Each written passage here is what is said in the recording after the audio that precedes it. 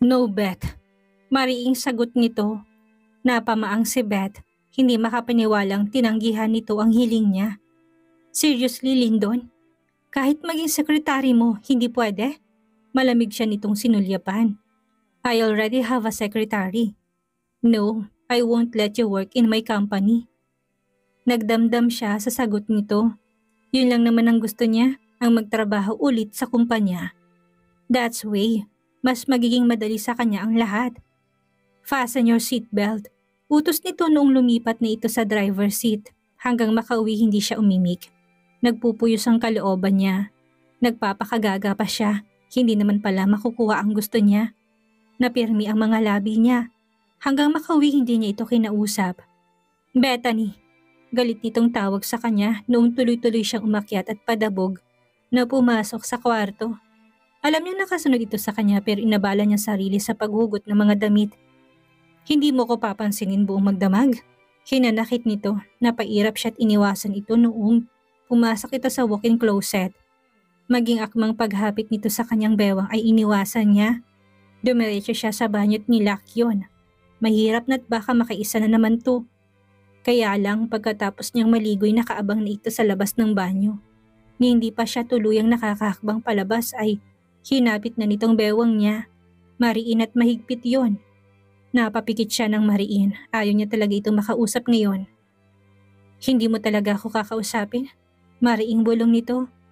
Bahala na kung magalit ito pero hindi siya sumagot. Sabi nga kung gusto mong mag-inis ng tao, silent treatment is the key. Humugot siya ng malalim na hininga at binaklas ang matipuno nitong braso sa bewang niya. Agad siyang tumungo sa kama kahit basa pang buhok niya. Wala na siyang lakas na magpatuyo pa ng buhok. Naiinis at nagdadamdam talaga siya ngayon. Hinila niyang kumot at hindi alintana kahit lumundo ang kama. Hindi naman nagsalita muli si Lyndon kaya't hindi rin siya umimik. Hanggang kinabukasan na hindi niya ito pinansin. Kahit padinatnan niya ito sa kusina kasamang mga bata. Wala na rin si Manang Lisa sa paligid. Paglapit niya ay marin itong nakatitig sa kanya pero ang atensyon niya ay nasa kambal lang. Mommy? Did you have fun last night? Masiglang tanong ni Siren. Pilit siyang ngumiti. Na-stress nga lang yata siya kagabi. Baby, how's Manang Lisa? Pag-iiba niyang tanong. She's kind and very caring, Mommy. Nagluto rin siya ng fries and pancakes. Humagikik pa to. Doon na siya napangiti ng tuluyan. Hindi talaga nagsasawa sa pancakes ang mga anak niya. Do you want her to stay here? Maingat niyang tanong. Dinig niya nahulog ang kutsara ni Lyndon. Sinasagad niya lang ang pasensya nito. Isa pa, mas magandang may kasama sila sa bahay para makaalis-alis siya. Mommy, si Uncle Lyndon po magdedesisyon yan, ani Sander. Minalingan niyang anak na inosenteng kinakain ng bacon. Tama rin naman ito kaya't sumusuko siyang tumango. Paghagip niya ng tingin kay Lyndon ay nakapirmi ng mga labi nito at matalim ang tingin sa kanya. Let's talk, Beth. Pag-usapan natin yung gusto mo. Mading bigkas nito bago tumayo. Napairap siya. Anong gusto bang tinutukoy nito? Ang maid o ang trabahong gusto niya? Enjoy your breakfast, twins. I'll treat you outside later. Bulong niya sa kambal na kinaningning ng mga mata nila. Akmang sisigaw si Siren sa tuwa pero sinanyasan niya itong manahimik. Mahirap na't baka hindi sila matuloy kapag narinig ni Lyndon. Tumango na lang si Siren habang si Sander ay simpleng ngumiti bago sumubo ulit ng bacon. Tumikim siya at sinundan si Lyndon sa sala. Nakapamewang ito't nakatanaw sa floor-to-ceiling glass window ng mansyon. Nakahawi na mga kortina doon kaya't kitang aliwalas ng panahon sa labas. So, hahayaan mo bang dumito na lang si Manang Lisa para sa mga bata? Agad kong tanong. Sinulyapan siya nito mula sa likod. Kita naman ang disgusto sa mukha nito. Kaya't napangisi si Beth. Hindi kailangan ng maid. Hindi ka naman magtatrabaho sa labas. Dito ka lang naman sa loob. Bakit pa ako mag-hire ng katulong? Ngumisi ito na ikinamaang niya. Balak yata talaga siya nitong gawing katulong. Bakit pa siya binigyan ng kotse kung ikukulong lang naman pala siya sa mansyon? Naikuyom niya ang mga kamao. Hindi siya papayag sa ganun. Marami pa siyang plano. Hindi pa siya tapos. Ni hindi pa niya nakakaharap ang tiya Maureen niya. Tingin mo, papayag akong dumito lang sa bahay? Kung ganyan lang din naman ang gagawin mo, babalik na lang ako kay Blake. Magtatrabaho sa kumpanya niya. Papayag naman yung isama kong kambal sa trabaho. Don't you dare go back to him. Medyo tumaas ang boses nito dahilan upang malaki ang mga mata niya. Natakot din siya na baka narinig yun ng mga bata. Lower down your voice, Lyndon. Tingin mo, gugustuhin ko manatili dito kung ganyan ugaling pinapakita mo. Ayoko nga makuha ng mga anak ko masamang ugali mo. Tuluyan na siya nitong hinarap at inilang hakbang. What do you want? May hinahon na nitong tanong. Magtrabaho sa dati naming kumpanya, na kumpanya mo na. Diretsong sagot niya. Lupa ang ibibigay ko sa'yo. Madiing bigkas nito. Tumalim ang tingin niya. Hindi ko gusto nun. Ang gusto ko ay magtrabaho sa kumpanya. Hindi ba't ibibigay mo rin naman yun sa akin? Bakit hindi pa ngayon? Ano pa bang hinihintay mo? Hindi ito sumagot. Napipirmi lang ang mga labi habang naliliit sa kanyang mga mata. Kung gusto mo ako manatili sa tabi mo, ibigay mo na lahat sa akin ngayon. May diin ang boses niya. Ngunit mahina itong tumawa. Hindi ako tanga, Beth. Kapag ginawa ko yun, aalis ka. Naitikom niya mga labi dahil gano'n naman talaga ang gagawin niya. Sa trato nito sa kanya, hindi siya mananatili dito. I have another condition, Beth. What condition? Give me twins, then you can have it all. And leave me hanging. Seryosong hiling nito. Titig na titig pa ito sa mga mata niya. Umawang ang mga labi niya. Imposible ang gusto nito. Hindi siya papayag sa ganun. Nagtagis ang mga ngipin niya. Hindi ako pa anaking baboy, Lyndon. Ngumisi ito. Hindi alintanang galit niyang ekspresyon. The choice is yours, bulong nito. Think about it. I'll go to the office now. Hindi kita ikukulong dito, pero kung aalis ka, siguraduhin mong uuwi ka bago magdilim. Napamaang siya ngunit hindi nakasagot. Basta lang din ito nagmarcha palabas ng bahay. Buwisit ka, Lyndon, mahinang atungal niya. Halos manginig sa galit dahil sa lalaki. Binigyan pa siya ng curfew. Hindi siya papayag sa ganon. Mas lalong hindi siya papayag na wala siyang pagkakakitaan. Bahala na itong magalit pero gagawa siya ng paraan.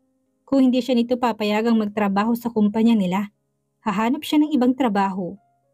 Agad siyang umakyat at hinanap ang cellphone niya. Nanginginig ang kamay niya habang hinahanap ang numerong binigay ni Avril. Kailangan niya ng tulong. Naalala niya pang nagalok itong hahanapan siya ng trabaho o kaya ay negosyo. Dinayal niya ang numero ng dalaga at halos magdiwang siya noong agad itong sumagot. Who's this? Malat pang boses nito, galing yata sa pagtulog. This is Bethany. OMG, Beth! Nakapagdesisyon ka na? Ano, hahanapan na ba kita ng trabaho? Tumikim siya at inipon ng lakas ng loob.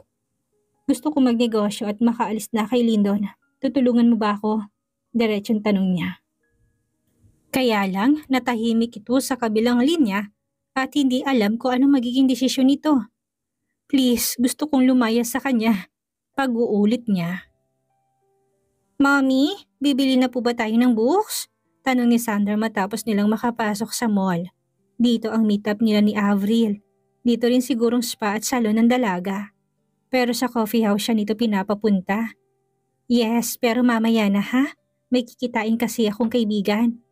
Napanguso si Siren at humawak ng mabuti sa kamay niya. Si Sandra ay tipid lang na tumango. Tatawagan niya na sana si Avril ngunit nakita na niya itong papalapit. Agad itong kumaway at malawak ng ngiti sa kanya. Sinuklian niya ang ngiti nito, ngunit noong makalapit ang dalaga, ay umawang ang mga labi nito at namimilog ang mga batang nakatitig sa kambal. OMG! May anak ka kay! Pinalakihan siya nito ng mata upang hindi maituloy ang sasabihin.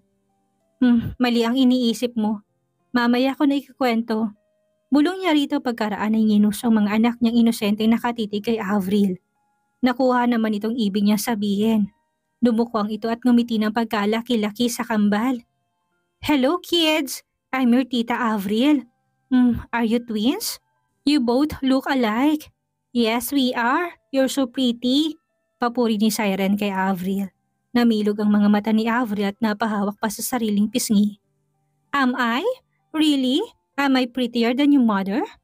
No, my mom is the most gorgeous woman in the world. Ani Sander na nagpangisi sa kanya. Anak niya nga ang mga ito. Hindi siya kayang ilaglag kahit kanino. Tsk, Isang paligo lang ang lamang ng mama mo, bulong ni Avril. Anyway, pasok tayo sa loob. My treat! Sumunod sila kay Avril papasok pero kinuha niyang ibang mesang kambal at tinayaang mag-enjoy sa cake na in-order nila. Ayaw naman niyang marinig na mga ito ang pag-uusapan nila. So, may business proposal ka? Panimula niya. Pero paglingon niya kay Avril, titig na titig ito sa kambal. Kay Lyndon ka nakatira ngayon? Wala sa sariling tanong nito. Sa mansyon namin. Siya palang bumili. Tamad niyang sagot. Tapos ngayon gusto mong umalis? Baliw ka ba? Bakit ka pa aalis? May anak na pala kayo. Inismiran siya nito bago humigop sa kapeng in-order nito. Anak? Nino? Ni Lyndon? Hindi si Lyndon ang tatay nila. Sino? Si Malcolm ba? Kuryosong tanong nito. Napabuga siya ng hangin at mabilis na sinulyapan ng kambal. Matamang nakikinig si Siren sa sinasabi ng Kuya Sander niya. Honestly, hindi ko kilala. One night stand lang kasi yun. OMG ka, Beth! Paniguradong gwapo yun. Ang gandang lahi talaga ng kambal. Akala ko nga kay Lyndon sila. Medyo hawig kasi. Kumibit balikat pa to. Maliit siyang napanguso. Hindi naman itong pinunta niya rito pero masyadong interesado si Avril sa kambal. Hindi nga si Lyndon. Walang kami ni Lyndon. Alam mo namang kaaway ko siya. Napatitig to sa kanya. Walang kayo? Bakit ka sa kanya nakatira? Isa pa ang tagal niya na sa banyo noong party. Naisip ko nga baka may ginagawa kayo sa banyo. Namilog ang mga mata niya tinawakan sa siko si Avril na kinatigil nito. Oo, wala kaming ginawa Gumisi to. Calm down my friend. Ayos lang yan. Wildest fantasy ko nga yun Kaso wala yatang talabang charm ko kay Julio. Napakapihikan ng lalaking yun. Napairap na lang si Beth. Alam na niya kung saan tutungo ang usapan. Bago pa man lumayo ay muli niyang ibinalik ang tunay na pakay. Sabi mo tutulungan mo akong magnegosyo. Maingat niya Mikas. Ha? Ano bang negosyong gusto mo? May pera ka ba? Oo nga pala't hindi na siya ulit mayaman. Hindi rin kakasyang ipon niya kung sakasakali. Kahit na small time business lang. Pera, ako nang bahala. Maraming pera si Lyndon. Gumisi siya sa naisip. Total ay ayaw rin siya nitong bigyan ng trabaho sa kumpanya. Malaking pera na lang ang hihingin niya. Mabuti na may pundar siya. Sakali mang magkandalecha-lecha ang lahat ay may maiiwan siya sa kambal. Nanatili pa sila ng kalahating oras sa coffee house. Pinag-usapan nila ni Avril ang mga negosyong may potensyal na kumita ng malaki. Akala nga niya aalis din ito kagad pero sinamahan pa sila sa bookstore.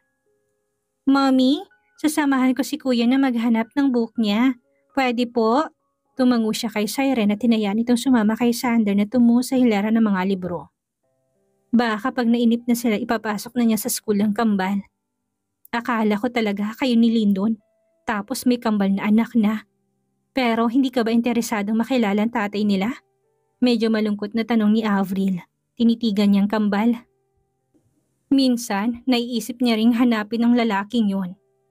Pero kapag nakikita niyang masaya naman ang kambal, mas gusto niyang sila na lang. Natatakot din siyang baka kasi may pamilya na ang lalaki. Ayaw niyang manira ng pamilya. Mas mabuting wala na lang itong alam. Hindi na siguro. Okay naman ang kambal. Tipid niyang sagot. Alam naman ni Lyndon ang tungkol sa kambal, hindi ba? Hindi ba siya nagalit? Napalingon siya kay Avril. Akmang sasagot na ngunit nahagip ng tingin niya si Malcolm na papasok sa bookstore. Iiwas sana siya ng tingin pero huli na. Namilog ng mga mata nito pagkakita sa kanya. Kinabahan siya noong bumilis ang lakad nito patungo sa kanya. Ano naman ang ginagawa nito sa bookstore? Uuwi na kami, Avril. Anong oras na rin? Tarantang bigkats niya. Ano? May ibang lakad ka ba? Hindi niya ito sinagot. Ang gusto na lang niya iuwi ang kambal at itago kay Malcolm. Hindi sana siya matatakot kung wala lang si Avril sa paligid. May hirap na't baka malaman pa nitong may connection pa siya kay Malcolm. Pero bago pa siya makalapit sa kambal ay may humila na sa siko niya. Natigilan siya at mas lalong sinalaki ng daga ang dibdib niya. Beth, gusto kong ipa-DNA ang mga bata. Posibleng ako ama nila. Hindi ka naman nagkaroon ng ibang lalaki bukod sa akin. Para siyang tinapunan ng malamig na tubig sa sinabi ni Malcolm. Napalunok siya sa kaba. Imbis na lingunin ang lalaki si Avril ang dumapong tingin niya. Nalalaki ang mga mata nito takip-takip ang bibig. Babaliwalain mo na lang ba ako? Naalisan ng karapatan sa mga bata. Hinanakit ni Malcolm na mas lalong kinagulat ni Avril. Sumiklab ang galit niya sa lalaki at pinalisikan nito ng tingin. Hindi sila magiging sayo kasi baog ka, Malcolm. Baog ka. May sigaw niya sapat lang upang silang tatlo ang makarinig. Naipirmi nito mga labi. Bago pa man ito makapagsalita ay pinuntahan na niyang kambal. Sorry kids, next time na lang tayo bumili ng libro. Kailangan na nating umuwi. But mommy! Hindi na ituloy ni Siren ang sasabihin nung buhati na siya nito. Agad niya ring hinawakan sa kamay si Sander na malungkot ang ekspresyon. Babawi na lang siya sa susunod pero kailangan na nilang umalis.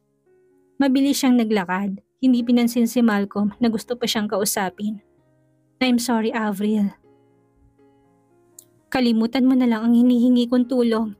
Aniya sa dalaga na namimilog pa rin ang mga mata. Akala ko ba hindi naging kayo? Wala sa sariling tanong nito. Forget it and don't you dare tell this to anyone. Maring banta niya bago tuluyang lumabas sa bookstore. Bethany Del Rio, dinig niyang sinigaw ni Malcolm ang buong pangalan niya. Pero desidido siyang makalayo. Hindi ngayon ang tamang panahon at mas lalong hindi niya gugustuhing maging ama ng kambal ang lalaking nagawa siyang ipagpalit sa iba. Nangunot ang noon ni Lyndon matapos ilapag ni Mark ang 2 dokumento sa harap niya. Sander and Siren birth certificate. Ito bago umupo sa harap ng mesa niya katabi ni Julio. Agad niya pinulot ang mga dokumento. Gustong-gusto na niyang malaman kung sino ama ng kambal. Anong gagawin mo kapag nalaman mo na kung sino? Inosenteng tanong ni Julio. I-strip down his wealth. Tipid niyang sagot. Paano kung hindi naman pala mayaman? Ngumisi si Julio. Pinukaw noon ang atensyon niya. Nilingon niya si Mark. Tinuro naman ni Mark ang hawak niyang mga dokumento. Check it, Ace. Hahanapin ko kung sino man nakasulat dyan na ama nila. Presinta nito. Tumango siya at hindi na pinansin ang tanong ni Julio. Malabo naman magkagusto si Beth sa lalaking wala sa alta syudad. Huminga siya ng malalim at muling tinutok ang atensyon sa 2 kulay dilaw na dokumento. Jake Sander Del Rio. Basa niya sa birth certificate ni Sander. Nagsalubong ang kilay niya, agad na nilingon ang birth certificate ni Siren. Jesusa Siren Del Rio. Kay Beth nakaapelidong mga bata? Tinanong ni Juliong nasa isip niya. Nilingon niya si Mark na nakasandal na sa upuan. No middle initial, is it possible? Nagugulahan tanong niya. Especially if the mother didn't write down the father's name. Check it, Ace. Tinuro nito muli ang mga papel at halos mapamura siya at mainis ng lalo. Matapos makitang blanco ngayon. Paano siya maghahanap ng salarin kung walang pangalang nakalagay? Baka nagsasabi siya ng totoo. Hindi niya siguro kilala kung sino ama ng kambal. Singit ni Julio. Naipirmi niya ang mga labi. O baka hindi niya nilagay dahil galit siya sa lalaki. O sinadya niya dahil alam niyang hahantong sa ganito. Napaangat si Julio sa upuan niya. What do you mean? Bumalik siya ng may dahilan? Maingat niyang nilagay sa kanyang drawer ang mga dokumento. Bukod sa inis, bumigat ang puso niya na malamang walang ama ang kambal. Kaya pala uhaw na uhaw ang mga bata sa daddy nila. Paano yung nagawa ni Beth sa mga anak para lang sa pansariling kapakanan? Siguradong kilala nito ang lalaki pero piniling hindi kilalanin. Ace, don't tell me Beth is back to get even. Ani Mark. Sumandal siya sa kanyang swivel chair. Exactly, binisita niyang mansyon pagbalik niya. Ngayon naman, gusto niya magtrabaho sa kumpanya. Isn't that enough reason to see her motive? Gumisi si Julio.